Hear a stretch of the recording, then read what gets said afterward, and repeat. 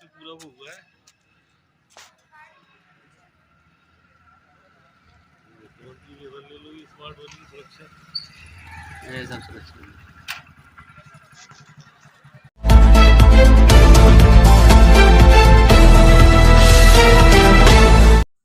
परिवहन विभाग की सेवाओं को भी ऑनलाइन कर दिया गया है। इसके बाद अब आम लोग घर बैठकर ही अपने लाइसेंस अप्लाई कर सकते हैं। लाइसेंस बनवाने से लेकर आरसी रिन्यू कराना भी इससे आसान हो गया है। इसके बाद अब लोगों को आरटीओ कार्यालय के चक्कर नहीं काटने पड़ेंगे। घर बैठे ही परिवहन विभाग से संबंधित कार्य को आसानी से कर सकेंगे। इससे लोगों को एजेंट के चक्कर से भी मुक्ति मिलेगी। Regional inspector technical Naresh Kumar ने बताया, परिवहन विभाग की सेवाओं को भी ऑनलाइन कर दिया गया है। इससे आम जन को काफ़ी मदद मिल सकेगी। उन्होंने बताया, ड्राइविंग लाइसेंस और गाड़ी का रजिस्ट्रेशन कराने के लिए किसी दूसरे को डॉक्यूमेंट नहीं देने होंगे। आपको सिर्फ परिवहन.gov.in पर जाकर अपने आधार कार्ड और जन्म प्रमाण पत्र या हाई स्कूल की मार्कशीट को वेरिफिकेशन करना होगा। इसके बाद आप घर बैठे ही 18 सुविधाओं का लाभ ले सकेंगे। हिमांशु यादव के साथ पीयूष यादव की रिपोर्ट। जी बताइए, क्या मैसेज देना चाहेंगे जनता को? मैं नरेश कुमार, संभागीय निरीक्षक डीटीआई कार्यालय मथुरा, सभी जनपद वासियों को ये मैसेज देना चाहता हूँ कि लाइसेंस को लेकर के काफ़ी समस्याएं रहती हैं। लोगों को काफ़ी इसके बारे में जानकारी नहीं रहती है।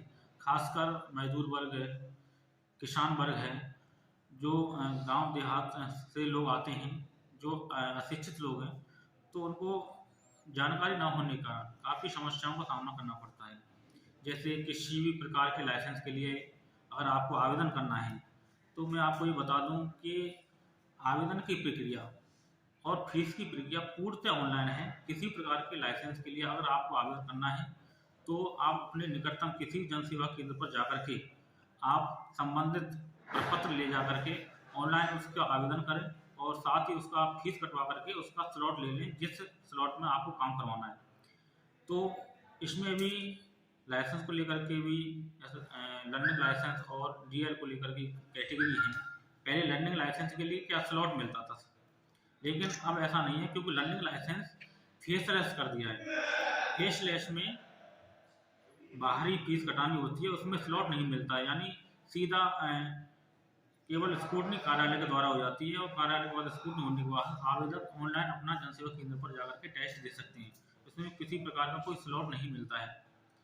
दूसरा डीएल होता है, ड्राइविंग लाइसेंस होता है, जो परमानेंट लाइसेंस हम इसको बोलते हैं।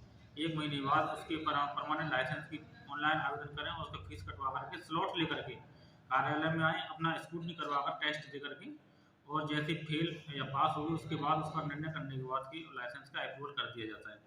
इसी प्रकार के डुप्लीकेट लाइसेंस या रिन्यूअल है, या किसी प्रकार का स्पेलिंग नाम में कोई अगर करेक्शन करवाना है, गलत हो गया सही करवाने, कोई भी आवेदन करवाना है, तो पूर्णतः जनसेवा केंद्र से ऑनलाइन करो, फीस कटवाएं। संबंधित प्रपत्र जो है उसकी जानकारी होना अत्यंत आवश्यक है। क्या क्या आपको डॉक्यूमेंट्स उसमें अपलोड करना है। जैसे लर्निंग लाइसेंस के लिए आपको बता दूं, जो क्या क्या आपको कागज अपलोड करने हैं, उसकी आपको जानकारी होना बहुत ज़रूरी है। जैसे लर्निंग लाइसेंस को के लिए अगर आपको आवेदन करना है, तो उसके लिए आधार कार्ड और पैन कार्ड, पैन कार्ड नहीं है तो 10th की मार्कशीट की फोटोकॉपी सेल्फ अटेस्टेड करके फोटो, और उसमें जनसेवा के द्वारा अपलोड कराएं और अपनी फीस कटाएं। ऐसे परमानेंट के लिए आपको ये करना है। और अगर जैसे अगर हैवी लाइसेंस बनवाना है, तो हैवी लाइसेंस के लिए परमानेंट से परमानेंट लाइसेंस बन जाता है, तो उसके सही 1 साल बाद आप हैवी लाइसेंस की प्रक्रिया के लिए ऑनलाइन आवेदन कर सकते हैं। हैवी लाइसेंस के लिए परमानेंट लाइसेंस बनने से 1 साल का गैप होना चाहिए। दूसरा, उसकी आयु कम से कम 20 वर्ष होनी चाहिए। हैवी लाइसेंस के लिए पहले हैवी का लर्निंग बनता है, उसके बाद 1 महीने बाद हैवी का परमानेंट बनता है। परमानेंट बनने के लिए भी स्कूल में एडमिशन लेना पड़ता है, जो मोटर ड्राइविंग ट्रेनिंग स्कूल होते हैं उसमें एडमिशन लेना पड़ता है, और उसमें 1 महीने की उनकी ट्रेनिंग होती है, प्रैक्टिकली और थ्योरेटिकल ट्रेनिंग होती है। ट्रेनिंग लेने के बाद एक उनको 5 नंबर चालन सर्टिफिकेट प्राप्त होता है। इसको परमानेंट को लगवा करके अपना टेस्ट दे करके वो अपना हैवी लाइसेंस जारी करवा सकते हैं।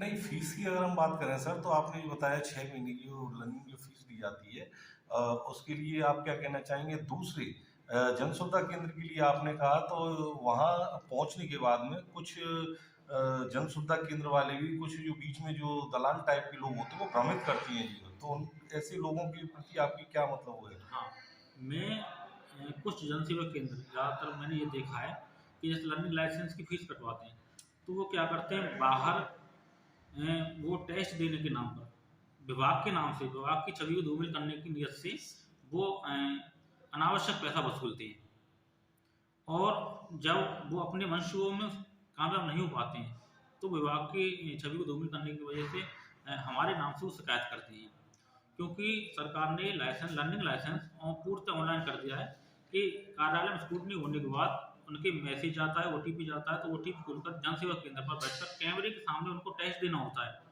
लेकिन उनमें क्या होता है, जो अपने ईमानदारी से टेस्ट देते हैं उनका licence learning licence auto approval हो जाता है। ये भी एक सुविधा सरकार द्वारा की गई है कि लर्निंग लाइसेंस ऑटो अप्रूवल कर दिया गया और बाहर से ही वो अपना लाइसेंस जो प्रिंट कर सकते हैं।